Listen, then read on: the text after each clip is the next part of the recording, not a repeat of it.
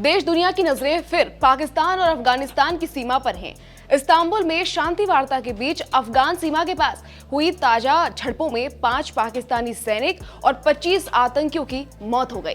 ये संघर्ष ऐसे वक्त में हुआ जब दोनों देशों के प्रतिनिधि तनाव कम करने की कोशिश कर रहे थे।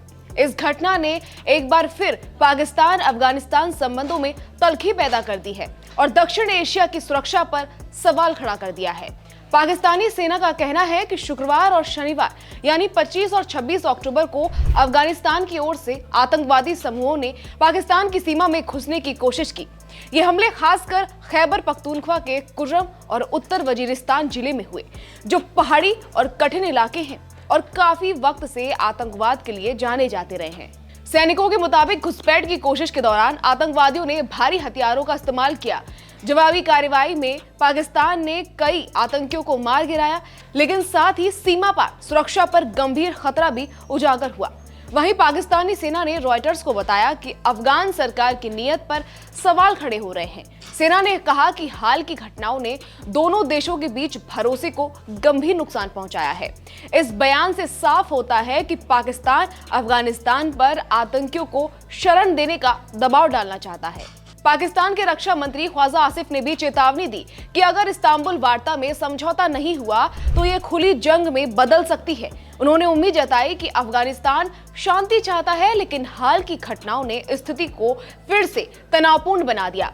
अफगान तालिबान सरकार ने भी अभी तक पाकिस्तान के आरोपों पर कोई आधिकारिक प्रतिक्रिया नहीं दी है। पहले दिए गए बयान में उन्होंने कहा था कि पाकिस्तान के हमले अफगान संप्रभुता का उल्लंघन है।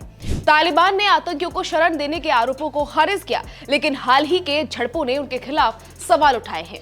जानकारों के मुताबिक ये 2021 में तालिबान की सत्ता वापसी के बाद पाकिस्तान अफगान सीमा पर सबसे बड़ा संघर्ष है। इस झड़प में न केवल सैनिक और आतंकियों की मौत हुई, बल्कि कई नागरिक भी प्रभावित हुए हैं। संघर्ष की शुरुआत काबुल में हुए धमाकों से हुई थी, जिनका आरोप तालिबान सरकार ने पाकिस्तान पर लगाया। इसके जवाब में पाकिस्तान ने सीमा पार हवाई हमले किए। अब इस पूरे विवाद का असर भारत की कूटनीतिक रणनीति पर भी पड़ सकता है। तालिबान का प्रतिनिधिमंडल हाल ही में भारत दौरे पर था और भारत पाकिस्तान तालमेल और क्षेत्रीय सुरक्षा की स्थितियों को लेकर चौकन्ना है। एक्सपर्ट्स मानते हैं कि पाकिस्तान अब तालिबान पर दबाव बढ़ाने की कोशिश में है और इसे दक्षिण एशिया में स्थिरता के लिए खतरा माना जा रहा है। तो कुल मिलाकर पाकिस्तान और अफगानिस्तान की सीमा पर हाल की झड़पों ने शांति वार्ता की उम्मीदों को धक्का दिया है। क्षेत्रीय सुरक्षा और कूटनीतिक समीकरण अब एक बार फिर उलझ गए हैं। इस संघर्ष का असर सिर्फ इन दो देशों तक सीमित नहीं है, बल्कि पूरे दक्षिण एशिया की स्थिरता पर भी असर डाल सकता है। खैर, फिलहाल के लिए इतना ही।